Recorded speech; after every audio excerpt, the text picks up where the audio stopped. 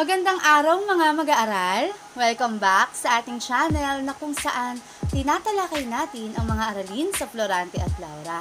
Pinaliliwanag ang bawat saknong at tinatalakay din ang bawat buod nito.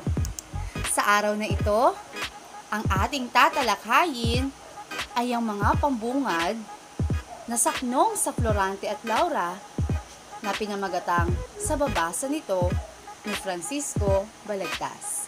Tara, simulan na natin!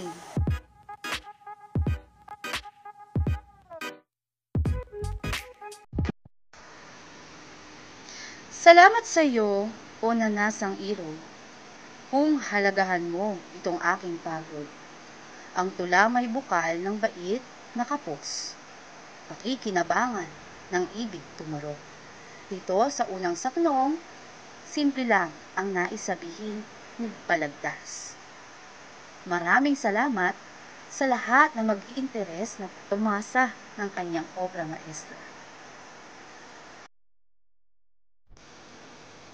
Kung sa bigla ang tingi, bubot at masaklap, palibhasa'y hilaw at mura ang balat.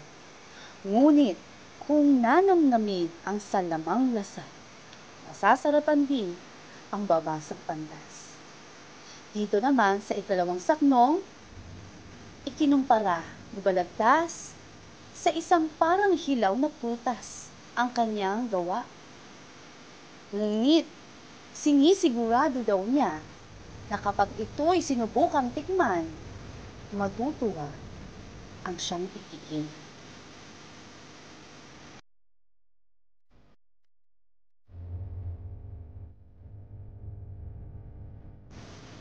Di ko hinihinging pakamahalin mo, tawan at dustain ang abang tulado.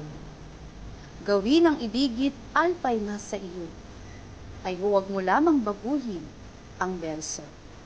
Dito sa ikatlong saknong, hindi hinihiling ng makata na magustuhan mo ang tula.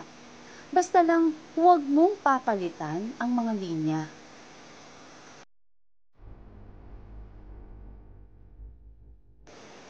Kung sa pagbasa mo'y may tulang malabo, bago mo hatulan, katkatin at liko.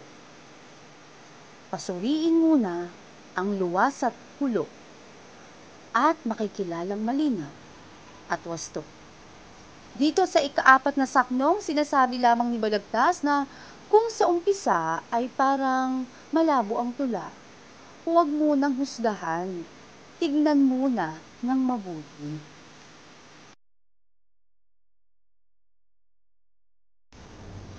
Ang may tandang letra, alinmang talata, di mo mawatas at malalim na wika. Ang matay itingin sa dakong ibaba, buong kahulugay mapag-uunawa. Ito sa ikalimang saknong, sinasabi ni Balagtas na kung may hindi maunawaan ng mga salita, tignan mo muna ang mga sumusunod na bahagi at maliliwanagan din ang lahat.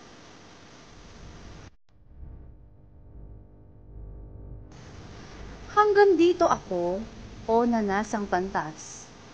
Sakay Sigismundo'y huwag ding matulad. Sa gayong katamis wikang masasarap, ay sa kababago ng tulay, umalat. Dito sa ika-anim na saknong, sinasabi lamang na hihinto na muna ang makata at baka sa sobrang pagbago ng mga salita, hindi na maging kaaya-aya ang tula.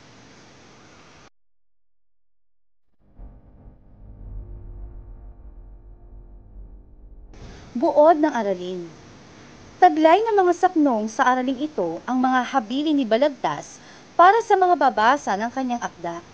Nag-iwan siya ng mga habilin upang higit na mapahalagahan at maunawaan ng mga mambabasa ang kabuuan ng akda.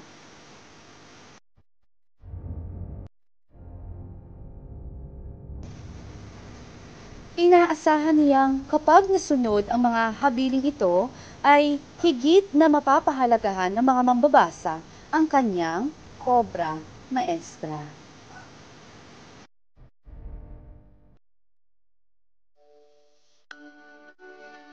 Ay Ayan! Binabati kita dahil natapos na nating basahin ang mga pambungad na pananalita ni Francisco Balagtas na pinamagatang sa babasa nito.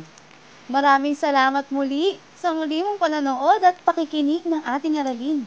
Inaasahan kong magtutuloy-tuloy ka sa iyong pag-aaral sa gitna ng pandemya. Nagustuhan mo ba ang video natin ngayon? Huwag mong kalimutan na mag-like at i-share mo na din para makatulong din ito sa iba pang mag-aaral. May gusto ka bang ikomento tungkol sa ating tinalakay? O baka may request kang video lesson?